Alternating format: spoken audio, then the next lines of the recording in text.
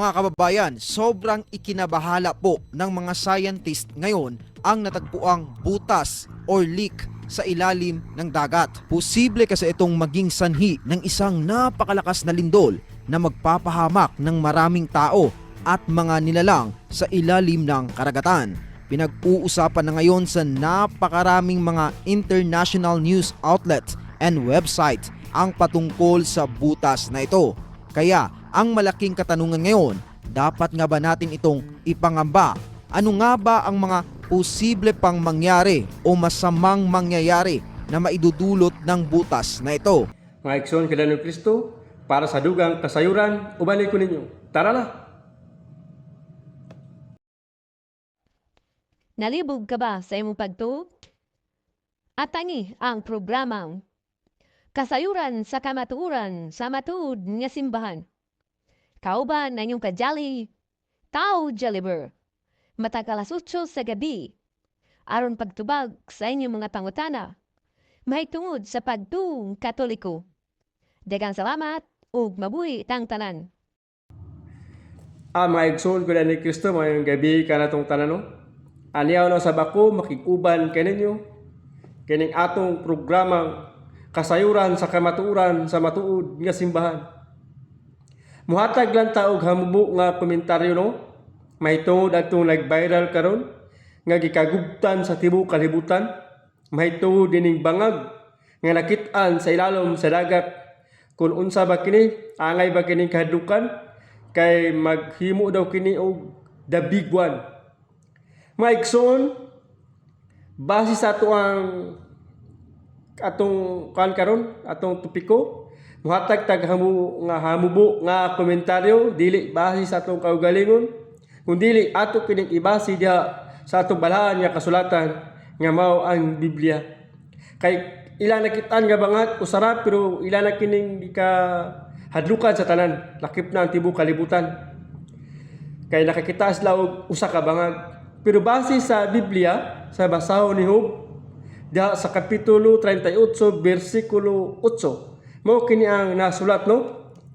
Kung si kinsa ba nga nagatak-om sa mga pultahan sa dagat ug sa nagbukas kini nga daw nigagula kini gikan sa taguangkan.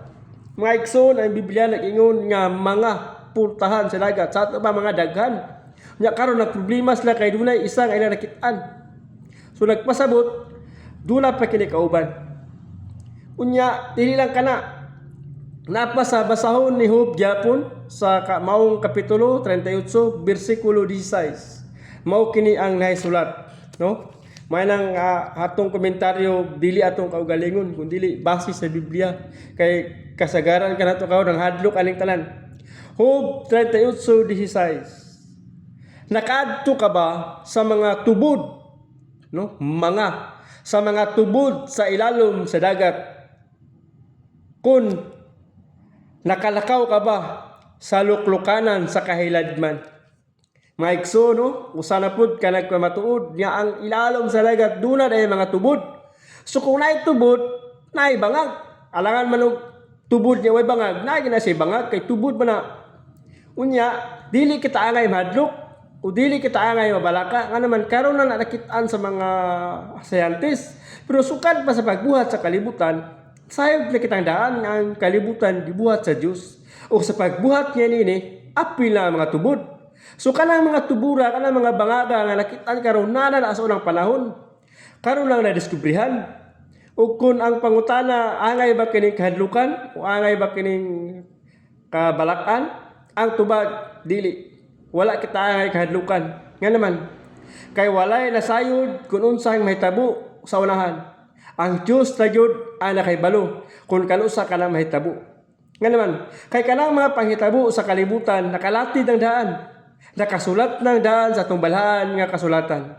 Aron kita dili mabalaka ug dili mahadlok, atong basahon ang sulat ni San Mateo sa kapitulo 21, 25 hangtod 28. Mao kini ang nahisulat no. Sa pagkahuman sa mga kasakitan nianang panahona, mawad-an o kahayag ang adlaw o ang bulan. Dili na budanag o ang mga bituon, mga hulog. ang mga butang sa kalangitan pasahilagon gikan sa ilang nandan nga gianan. Unya ako nga anak sa tao makita nga nagbalik-balik sa kalibutan gikan sa langit, ug ang tanang mga tao dinhi sa kalibutan manghilak, ug kun makita nila nga diha sa mga panganod nga muanhi uban sa gahom ug dakong himaya sa makusog nga tingog sa trumpeta, suguon ko ang akong mga anghel sa pagtigom sa akong mga pinili gikan sa tanang dapit sa kalibutan. Maigsoon kung unsa man ang mahitabo ug unsa atong dangatan ining kalibutan nga atong gipuy-an nga dili kini atoa kundi lumalabay ra kitang tanan, ang Dios sa gud mismo ang nasayod, ug dili kita angay mahadlok ug dili kita angay mabalaka. Mosalig lamang kita sa nagbuhat sa Dios sa kalibutan ug labaw na kanatong tanan. Bye-bye and God bless. Make his message known is our responsibility. So here we are to pledge our lives to the Lord.